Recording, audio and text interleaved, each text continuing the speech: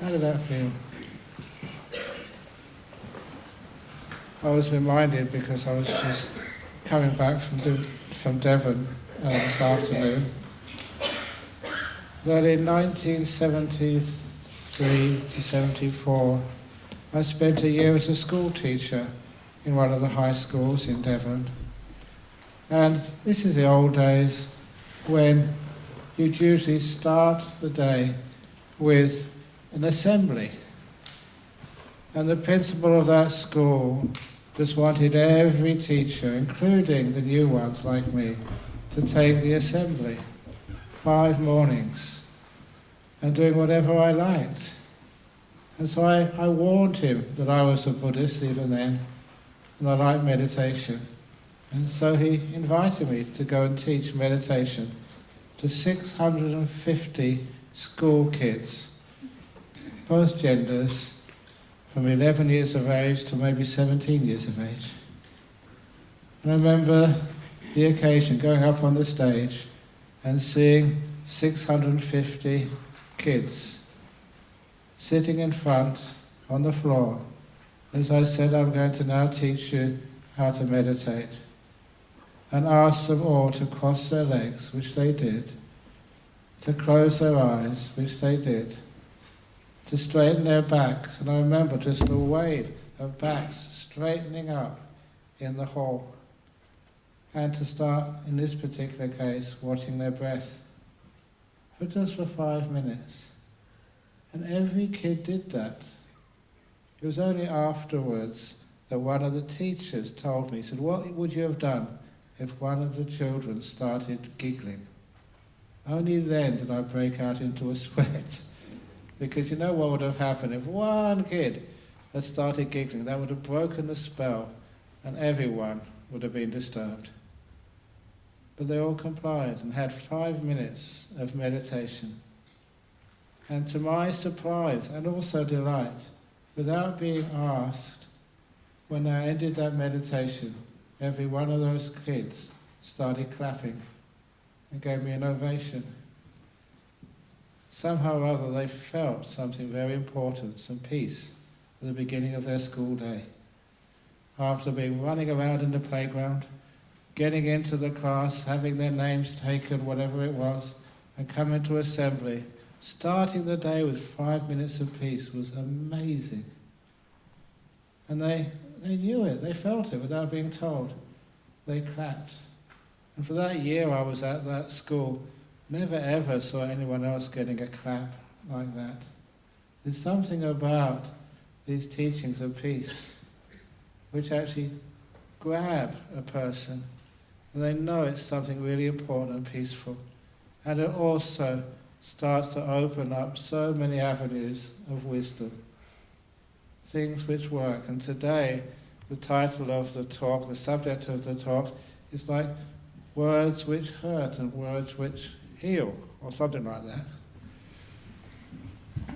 Just the power, not just of words, but the power of even the thoughts and where those words come from. And I'm going to start, just because I'm in this mood of like being really peaceful and calm, of asking you to close your eyes again. Don't even change your posture. As I say the word, calm, calm, calm, calm, calm, calm, calm. You can open your eyes now, but when you say a word has a meaning, has a power. And whether you like it or not, when it's repeated often enough, that word directs your mind, your emotion, to what that word means. You start actually feeling calm. The mind begins to know this. And so the word has the power to direct the mind, consciously or subconsciously, to where it wants you to look. And that becomes a really interesting way of communicating with yourself or with others. The words of speech does have power. And sometimes that when you say even things like calm or peace or love or whatever, it means that you get yourself and others to look at places inside your mind which you probably never explored before, which actually exist in there. Sometimes that people, when they grow up, there's even I have wonderful stories about looking deeply inside a person and getting them to look at the same place which I'm looking at. To realize that there's more to them than it ever expected. There was one monk I was talking about earlier, that he was told by his grandfather when he was young, he did something bad at school, one of the exams he didn't really get, and his grandfather just took him aside and called him stupid and said, "You're hopeless, you're really dumb, you never do well at school." And because of that he never tried anymore at school. And instead he became a very funny monk with me. He's always got a very good sense of humour and makes everybody laugh. And once he became a monk, everything he did to such a high standard. And he became a professional cook. So we were really, when he was just in the monastery helping out, it was really, really an act of letting go to ordain him as a monk so he wouldn't be a cook anymore. His cooking was delicious. But then he did other acts in our monastery, other jobs. Whatever he did was perfect. He was highly intelligent, but just that one word from someone he trusted when he was young just changed his whole life. He was told he was stupid by someone he looked up to and trusted, and so he became stupid. And this actually brings me up to one thing which I learned as just as a school teacher. One had to learn some psychology, and one experiment which changed a lot of how I look at other people and myself. It was an experiment done here in the UK. In the time when we had streaming, we had the different grades of school, grade 1, 2, 3, or class 1, 2, 3, up into the first form, second form, third form, fourth form, sixth form, or whatever. And in this particular case, it was something like the third year at high school. It was important, but not crucial like the O-level years or the A-level years. And there were 2 classes of 30 children. And after they gave the end of the year examinations, they decided not to publish the results, instead to split the classes up, or split the children up evenly. So one child, the one who came top, went in one class, together with the child who came 4th and 5th, 8th and 9th, 12th and 13th, 16th and 17th. And the children who came 2nd and 3rd, 2nd and 3rd, 6th and 7th, 10th and 11th went in the other class. It was just a method to try and split the classes up evenly. And the principal and the 2 psychologists who knew everything about this experiment, they chose teachers who they thought were equally competent, classrooms with equal facilities, everything as equal as possible, except for one thing. They named one Class A, the other one Class B. Without telling any of the children or their parents, they were as equal as you possibly could make based on the results of that end-of-year exam. 1 year later, when they gave the end-of-the-year exam again, after another year of schooling, the children who went to Class A did so much better than those who went into Class B. They became Class A children. And you can imagine why. When they went home, their parents said, I don't know how you've done this, son, but carry on. Well done. The teachers expected more of them. They thought more of themselves that they could do these subjects. Well, those children who went into Class B, you dummies, you should work harder, no special trips for you, you have to do better next year. They thought themselves worse. The teachers, they didn't teach to such a high level. They became Class B children. They weren't Class B, but because they were told they were Class B, for one whole year they thought they were Class B, they were treated as Class B, they became Class B children. And that is one of the problems with words that hurt. So you never try to judge any person by saying, this is who you are.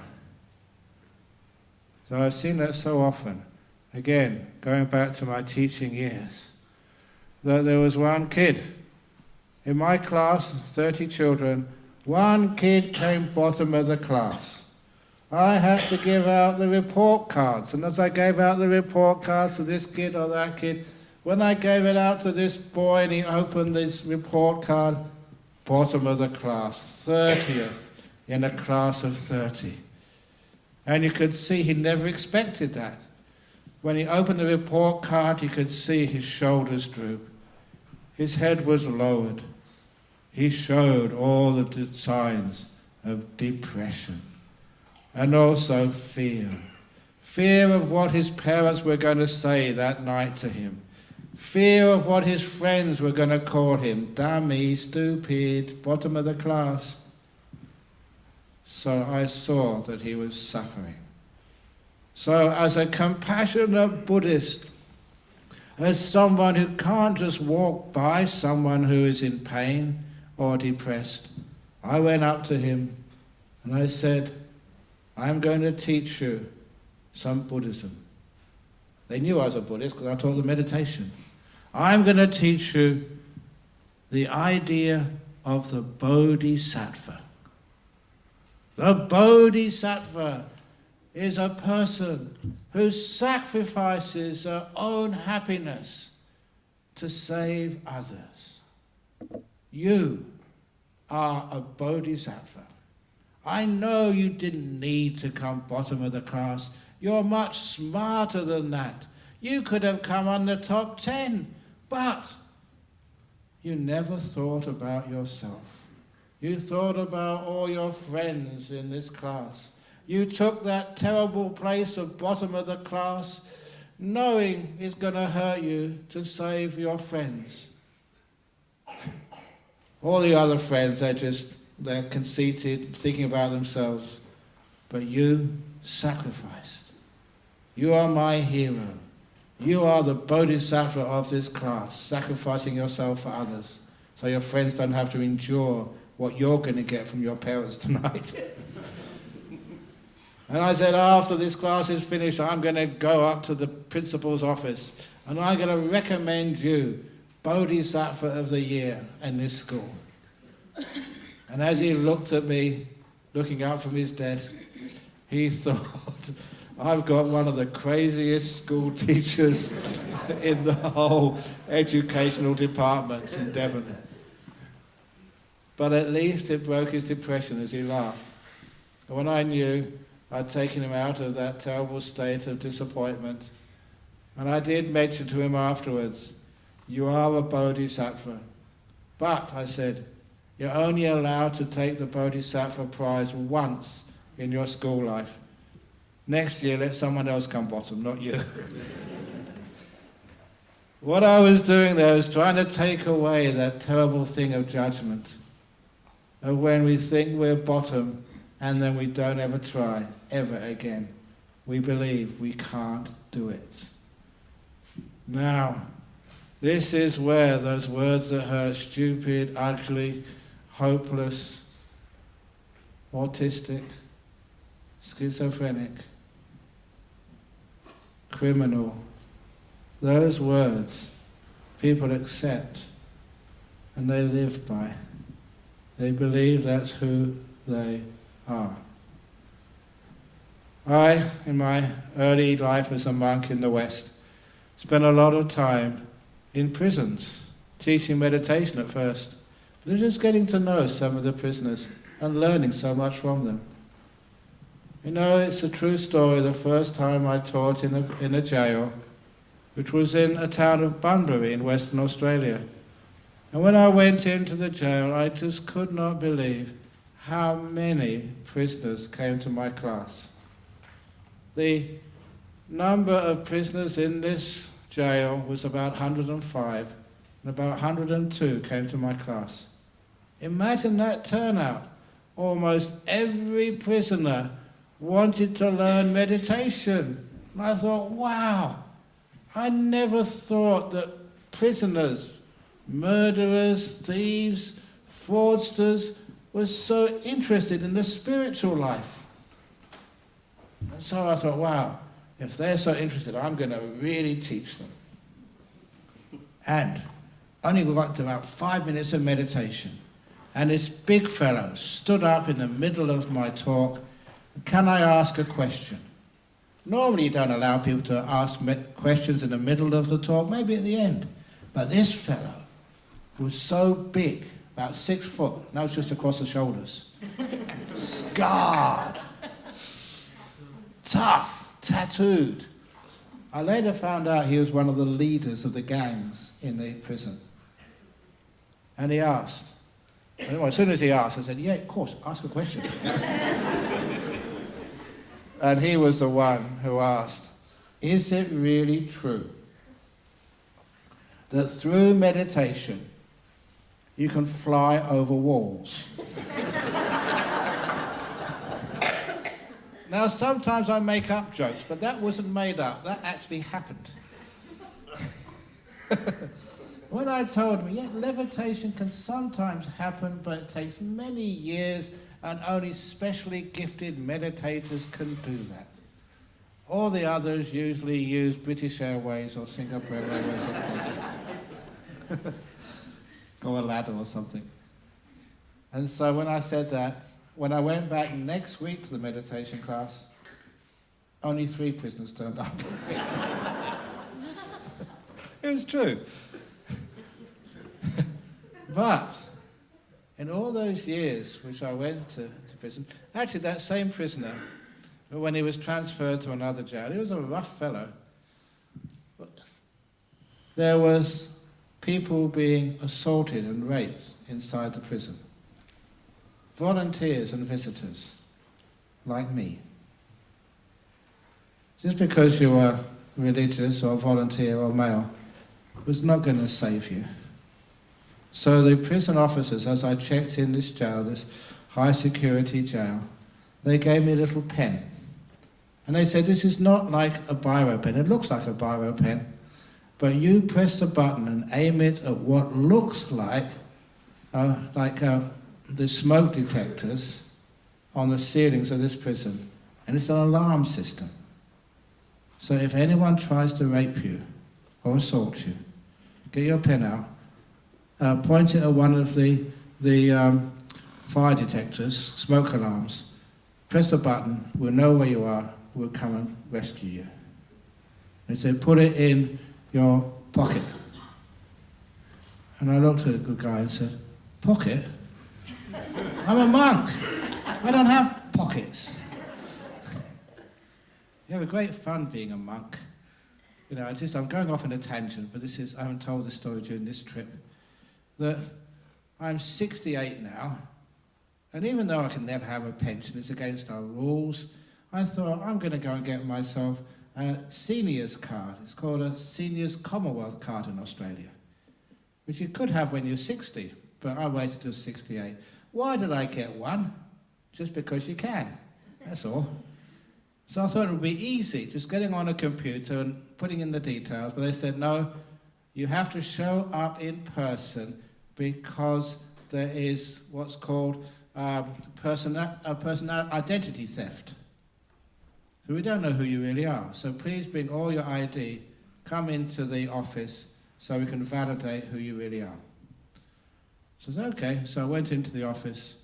It took a bit of a while, 30 kilometers from our monastery. And the woman behind the counter said, "Oh, wonderful. Can you please prove who you are?" And I told her, "I'm a Buddhist monk. For 45 years I've been trying to find an answer to that question." And you want me to say it now? You know, she didn't think I was funny. I said, "I want some ID. Have you got your passport?" I said, "Yeah, I've got a passport." He said, "Great, but that's not enough. Show us your driving license." "I don't have a driving license. Monks don't drive. If we did drive, it'd be so slow and mindful. And sometimes if somebody wanted to pass us, please come in." We would be a hazard on the road. If we saw like a cat or a dog, we'd stop, because we wouldn't want to harm any dogs or cats on the road. And if there were flies, it's in some season, like gnats, when there's lots of flies in the area, we couldn't drive fast because we'll kill all those flies on the windscreen. So it's a good idea that monks and nuns don't drive. Number 2, I don't have driving license. So let's see what else you have. Have you got your credit card? Don't have credit card. I'm a monk. Well, your bank account? I don't have a bank account. That's why I don't have a credit card. In our tradition, we're no money at all. I said, "Oh, well, what about your rental agreement for your room?" "No, I don't have that." "What about your rates agreement for your house?" "Don't have that. I don't own anything." Oh. And what they asked for next just made me laugh. "What about your marriage certificate?"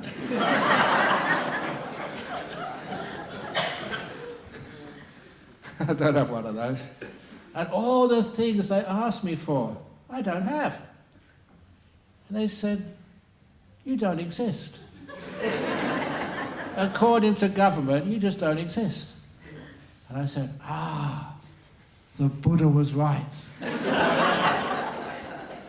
No self. So life is very fun as a monk. So actually, I did have got 2 passports, for one for Britain and one for Australia. So not really supposed to do 2 passports, but she took pity on me and proved that I do exist after all, but only just. Anyway, so back to where I was with the prisoner. In the prison, put the pen in your pocket. I don't have a pocket. Well, just hold it. Okay. So I went into my meditation class, and this prisoner, he saw me. "Oh, welcome, Ajahn Brahm. You have one of those security devices too. It's supposed to be top secret. Everybody knows what's going on. It's a waste of time trying to keep a secret." So I said, "Yeah." And he looked at me, and he said, "You really think that you could press that button and point it at one of those security alarms on the ceiling before I could rape you?"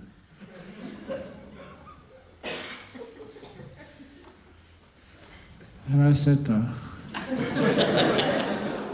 And he said, "Correct.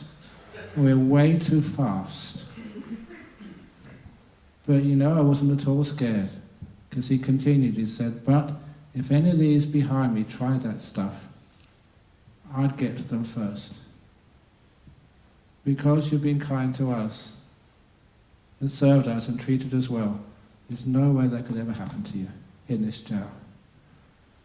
It was one of those amazing feelings of safety, that because you've been kind, that they would never harm you. And sometimes I wondered, how come I've been kind? How come they treat me with such protection inside jail?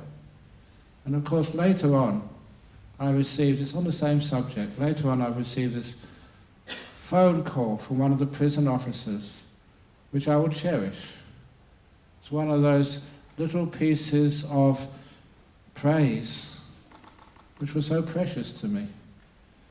Because he wanted to call to me in particular, saying, please come back to our jail to teach. And I said, I'm really busy. I've got to go to London, to the Rudolph Steiner place, to all these other engagements which I have to do, but I'll send somebody else. They say, no, we want you. And of course the next question was, why me? And that's when he said, this sincere compliment, which was so rare, that it was wonderful. It went right to my heart, and I keep this. It was one of the kindest compliments, the kindest words which I've ever had. And it was, we want you, because I've been in this prison service for such a long time, I'm about to retire. Every prisoner, no matter who they were, who came to your class, once released, never came back again. So I've never seen that with any other person in my whole life as a prison officer. I don't know what you've been doing. We want you back to do it again. And that made me really contemplate, what had I done? And the answer was, you looked way beyond what that person had been imprisoned for. To the point that I had never seen in all those years going into prisons, I'd never seen a criminal. I've never seen a thief. I've never seen a murderer or a rapist or a fraudster. I've never seen any of those in jail. All I've ever seen was a person who committed a crime, a person who had murdered, a person who had raped, a person who had stolen, but never a thief. To understand the difference, if you call a person a murderer, that's all you're seeing, that's all there are. Just like the Class B kids, that's all they hear, and they become that. The thief, once they're released from jail, becomes a thief because that's their identity, that's who they think they are. But looking beyond that, they're a being, they're a person who's done so much more in their life than just those terrible acts for which they've been incarcerated. It doesn't lessen the harm and just the pain and suffering which they've inflicted upon others. But to look beyond that, there's more to them than that Class B act which they performed. Which means when they are released from jail, when they've done their time, the other part of them can grow and flourish. That's why they never need to come back again. And the same thing was with people with sicknesses. That's why I'm quite passionate. There may be some doctors here, some psychologists, psychiatrists in that profession. I think it's quite inaccurate and actually imprisoning to call someone schizophrenic.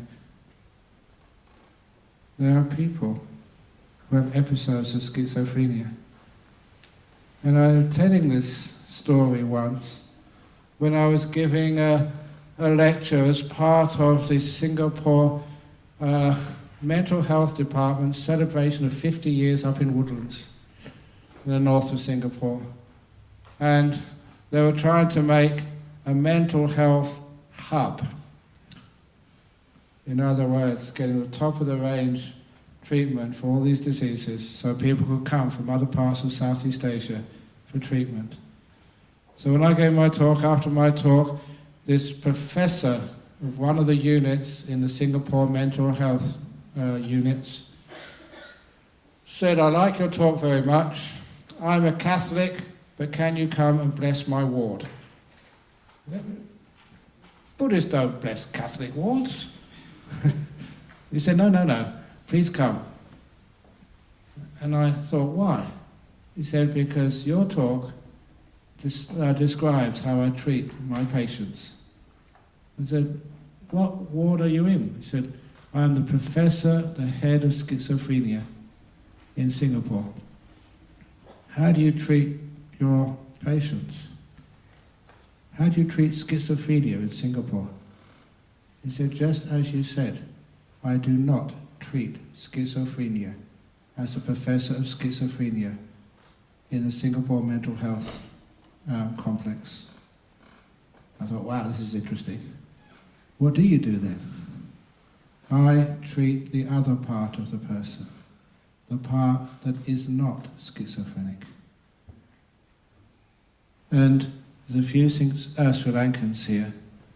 I worshipped, I put my hands up, sadhu, sadhu, sadhu, to that professor. At last, somebody understands basic psychology of the human being. Imagine you call a person a schizophrenic. Imagine that they do exhibit some of those behaviour. They're becoming the class B schizophrenic person. Look beyond that. There's more to them than that. Focus on the other part of them. And the other part of them starts to grow.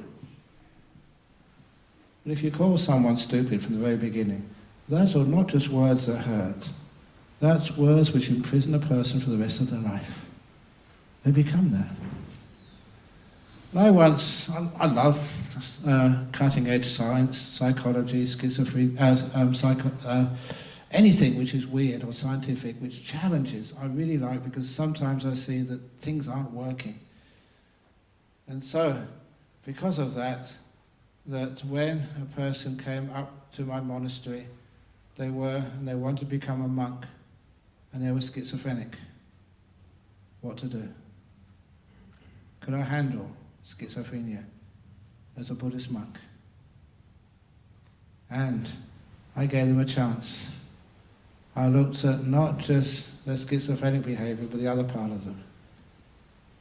And I'm so proud that monk is now a senior monk at Tara, teaching, helping out running stuff, and one of the marvellous success stories.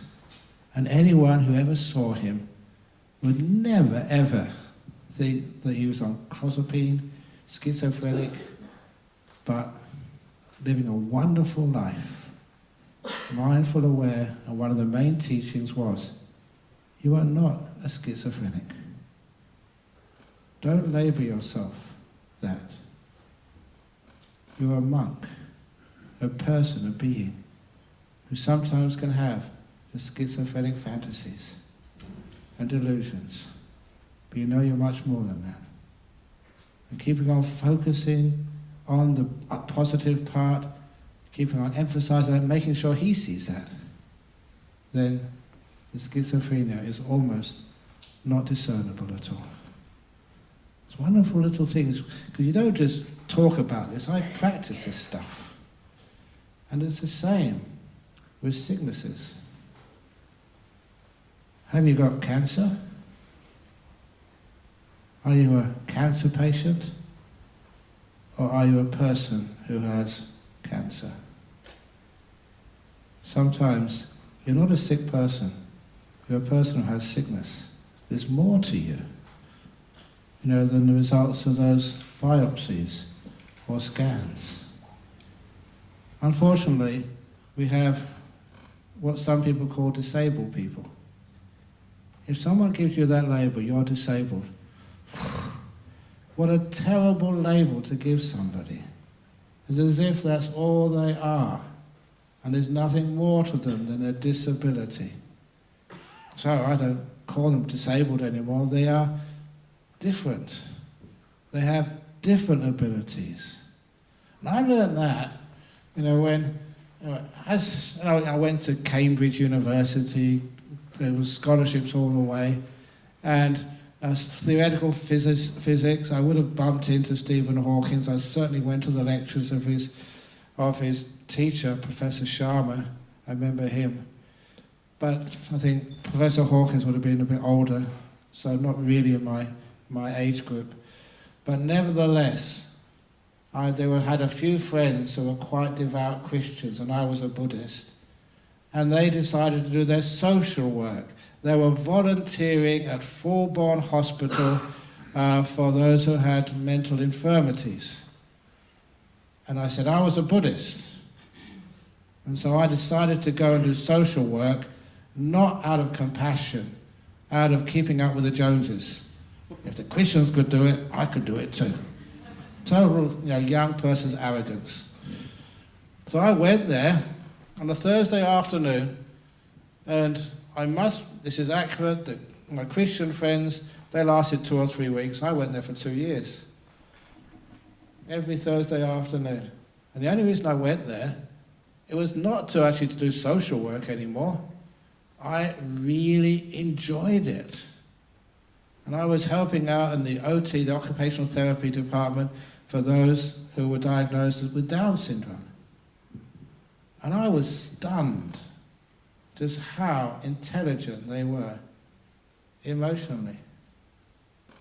To the point that I always recall arriving, getting off the bus, walking through the grounds towards the unit, and one of these young men diagnosed as Down syndrome took one look at me, came running towards me and put his arms around me, asked me how I was. He'd never done that before. I said, why? He said, something's happened, you're sad. I'd broken up with my girlfriend the night before. He'd picked it up straight away. His emotional sensitivity was astounding. No one else could pick that up. But these fellows, they could see it straight away. Their emotional intelligence was worthy of a Nobel Prize. I preferred hanging around with them much more than hanging around with professors at Cambridge. You learn much more. Not about the words, but about the kindness and sensitivity. That was really important to me. And so from there, are these disabled people lesser beings? Of course not. That's why it's wonderful in our modern society where people who sometimes would be institutionalized, separated, so you wouldn't see them, are right in the middle of things. Not as lesser human beings, but beings with different qualities, but important qualities from which we can all learn. Not to be looked upon with oh, isn't it terrible, isn't it bad? But looked upon with respect. What have you got to teach us? And so sometimes disabilities, sicknesses, how do we look upon them? And sometimes, oh, isn't it terrible? That by itself are words which hurt. Imagine you're a person who has been diagnosed with, say, I don't know, what is it, obsessive compulsive disorder or something. Oh, isn't it terrible? Is it? Straight away you're putting a box around them. It's words which confine and hurt. But words which free and say, just like that Bodhisattva kid, you only do this one, next year you can do anything. Give them the freedom. Autism. You know, these days, we used to call it autistic, but now it's autistic spectrum. In other words, I was going to say disorder, but I'm not going to say that. It's totally different. People see things in a different way. So they've got abilities which other people don't have. And it's just that sometimes that we cannot sort of understand how to fit them into our lives. But if we have that wisdom, the capacity to give those words, the kind words, you're welcome. You're not being separated. You belong. You're not lesser than everybody else. We want to find the place where you can fit in. You belong. Words which heal and help. There's so many people, probably even in this audience, who think they're not worthy. They don't belong. They haven't found their place in life. I've said this story already a couple of times in this tour, but it's a very important story. A simile. The simile of the forest.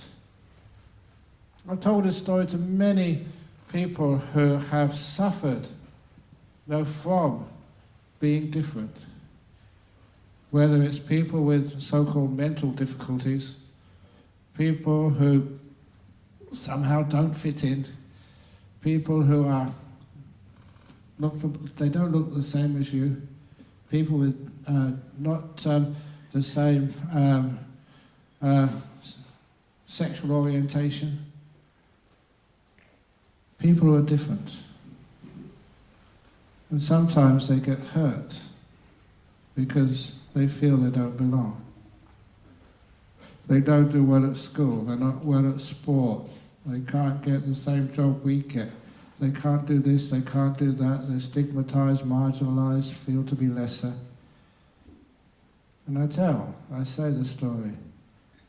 If you think you don't belong, that there's something wrong with you, please go for a walk in a forest, a natural forest, not a park or plantation, a natural forest, even somewhere around London. It's a long time since I've been to those forests like Epping Forest or wherever, but go to a wood or forest somewhere and find a perfect tree for me. A tree which is straight, with all of the branches equally spaced, with the branches straight, with the twigs on them and leaves all nicely spaced, no leaves which have been eaten by the bugs, no branches which have fallen off, nothing twisted or bent.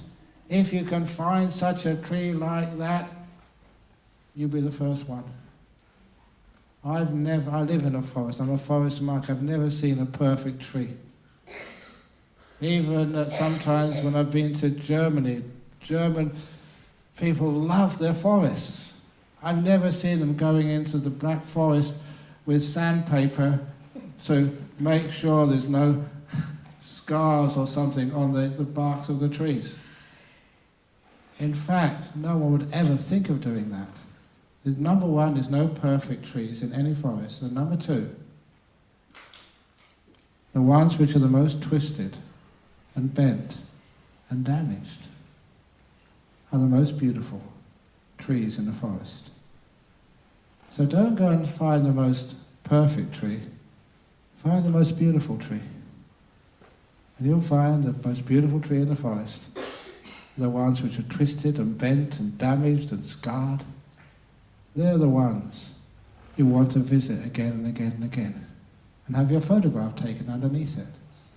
And the meaning of that story is, every tree belongs, just like every human being, no matter who you are, no matter what race, religion, age, abilities or lack of abilities. Every human being belongs in this great forest called humanity, human beings. And number two, if you are twisted and bent by life, scarred and damaged by the storms of which you didn't make happen, which have scarred you, damaged you, twisted you, you are some of the most beautiful trees in the forest. Welcome. Those are words that help and heal, not words that hurt and separate. Sometimes the words that hurt are just words that separate, which cause divisions in our world, which make people on the other side of those walls feel they're not connected with the other people on the other side of the wall. Divisions, separations.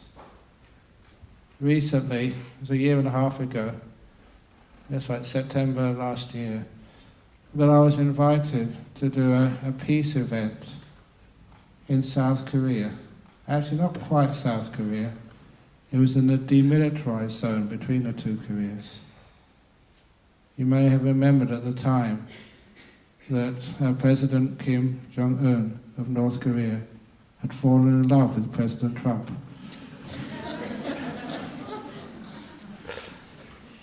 That's what the newspapers were saying.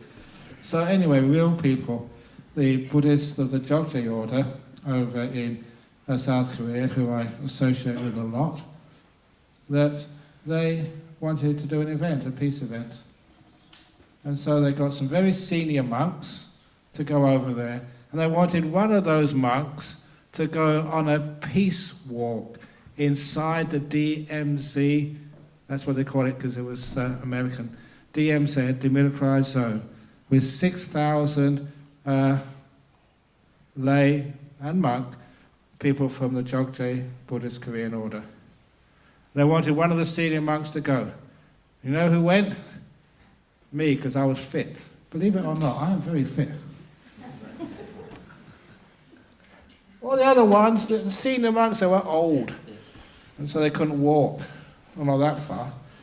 So it was a 3-hour walk, about, I think it was, we walked really fast to finish our allotted time in there, and it was about 13 or 14 kilometers. They really had to walk fast to actually finish this walk. It was in a DMZ. Very dangerous. And there was lots of shooting in there. I've got to admit, be truthful, lots of shooting. And honestly, I was shot many times. Really. With cameras.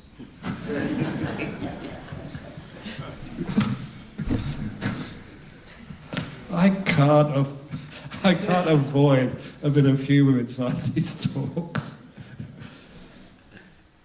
But anyway, while you were in there, that DMZ, that you could see that many of the people who were walking with me, who were South Koreans, were crying.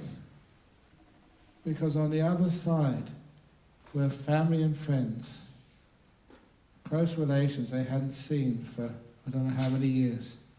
They didn't know if they would ever see them, whether there'd be any reconciliation before they all died. And it was so painful to see a division like that. People of the same race, people who love one another, have been separated for almost ever. Walls between peoples, between religions, between philosophies cause so many problems. So, to understand that how we can say words of kindness, good words which bring people together, rather than stigmatize people. This is a story which I said recently. I was giving a conference. As a Buddhist monk, I get to such really interesting invitations.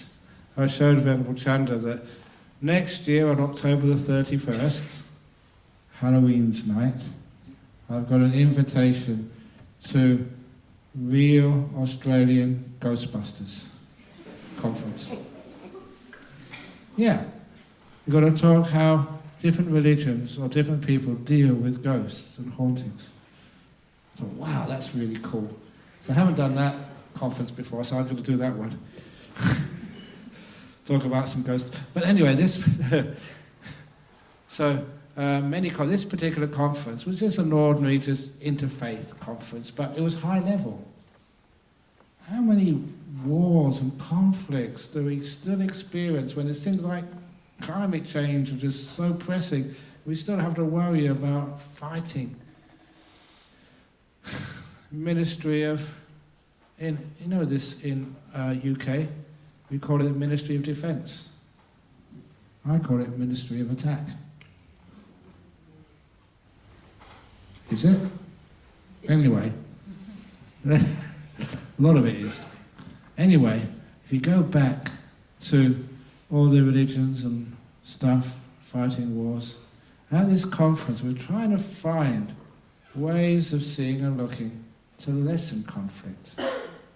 So, I was asked by this intellectual, the sort of person I cannot tell a joke to, far too serious. He was a Jesuit who was so well regarded intellectually, professor of so many things, that he was appointed by the Australian government to write the addition to the Australian Constitution on Human Rights, Father Frank Brennan. I don't know if there's any Australians here tonight, but he's quite well known. So he came to this conference and he put me on the spot by asking, Ajahn Brahm, what is the Buddhist idea of God? Now, many of you who are Buddhists will say, you're an atheist, you don't believe in God, or whatever. Oh yeah, you believe in this God or that God or whatever. But those sorts of answers perpetuate divisions and walls. So I was co-presenting with a Benedictine abbot, Abbot Placid. He was a Catholic abbot, became a very good friend, and we used to talk secret abbot business, because I was an abbot and he was an abbot, and there's no other abbots to talk to. So we had a wonderful time. And I remember he had this really old monastery in Western Australia, a couple of 100 years old. And when he took me around it, I asked him, are there any ghosts in this monastery? And he said, I'm a Catholic. We don't believe in ghosts. He took the bait so innocently. As then I told him, what about the Holy Ghost? Nah, I knew you were sneaky. But he did the same to me. We had a great time together, cracking jokes. And I remember also we went to the first ordination of the Anglican bishop, female, in Perth. She's now the first and only Anglican archbishop. And I went to ordination. And going to the Anglican ordinations, quite frankly, it's not putting down the Anglican church, it's so boring. It takes 2 hours. And so I was sitting next to my friend, the Catholic abbot, Abbot Placid, and also the Uniting Church minister. And we were sitting in a front sort of pew, the heretics' pew. We were getting so bored, we started telling jokes to one another. Like naughty boys in church did when I was young. It hadn't changed much. So that passed the time. Anyway, he was one of my really good friends. So much so that they asked me to speak at his, when he passed away, when he died, when he had this really big formal funeral, because he was an abbot of a Benedictine monastery. They asked me to give a speech at his. That really touched me, because they know that we're really close together. Forget about being a Buddhist or being a Catholic or whatever, we were friends. We loved each other. But anyway, he was next to me, and I said to this Father Frank Brennan, my really close friend, the Catholic abbot, he keeps on telling me, this is what he said, that one of his fundamental beliefs was that everybody is searching for God. That's what he says. Don't react. Because someone will say, no, I've been there, done that, no. Don't react.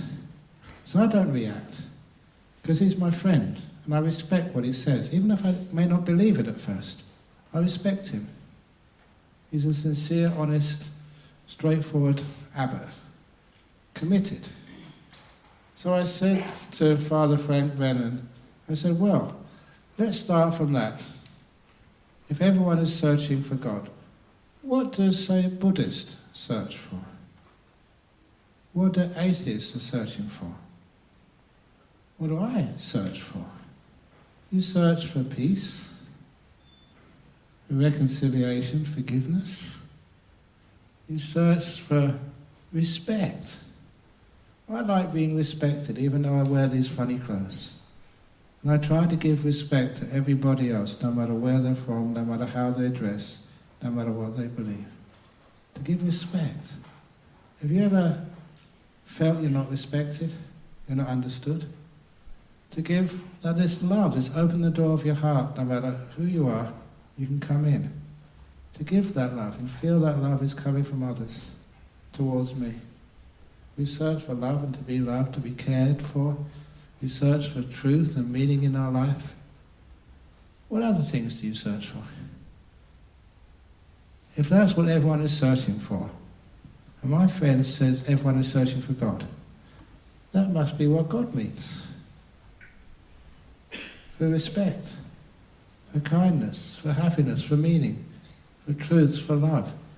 Not a being in the sky, but something which you can feel, something which you can know, things which you value. You're searching for trust, searching for growth, so you can understand yourself sometimes through the eyes of another. Searching just to have a friend you can talk with and not be criticized. You're searching for being allowed to make mistakes on your journey through life without being criticized, so you can grow. We search for having a world which we could respect and leave for later generations. How many things are you searching for? Put those all into this idea of like a God. Then the God-believing people of this world, you've made contact with them.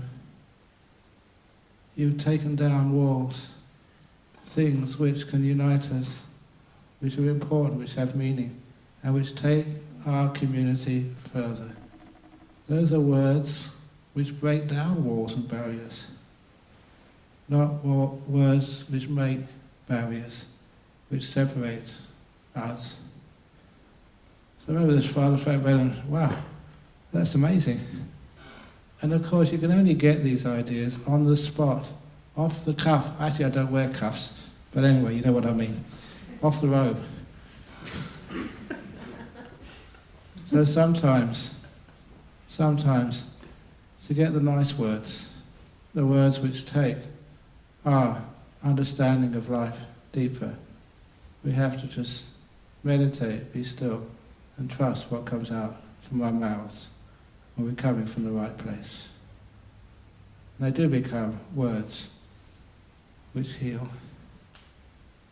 Words which see past the hurt which somebody might have given you. Words which reach the other person and make them your friend, so they can be with you forever. A kind word is really just so rare in this world that it's treasured. Thank you, and you mean it. I care for you, and you mean it. And I respect you, and you mean it. Those are words which heal. You know that you need those, and even I need those as well. So sometimes I can say a stupid joke. What did I say that for? You're laughing because she's been travelling with me the last week or two. I don't know how many stupid jokes she's endured. But you know what happens when you tell a bad joke? They remember it, they tell somebody else afterwards. They do. For example, I got this from a doctor in Singapore. What is the last part of your body which stops working when you die? The last part which turns off before you die. I always thought it was like the brain. It says, no. The last part which stops is your eyes. Only your eyes dilate.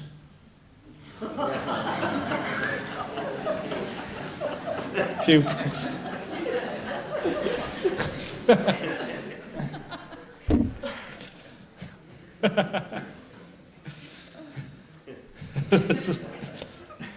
So poor Sister Chan, I don't know how many times she's heard that, but nevertheless, she understands that that's the Ajahn Brahm.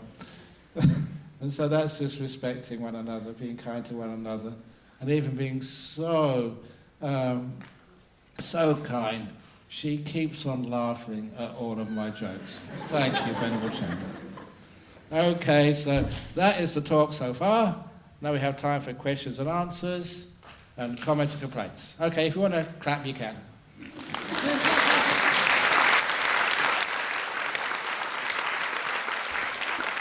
Right?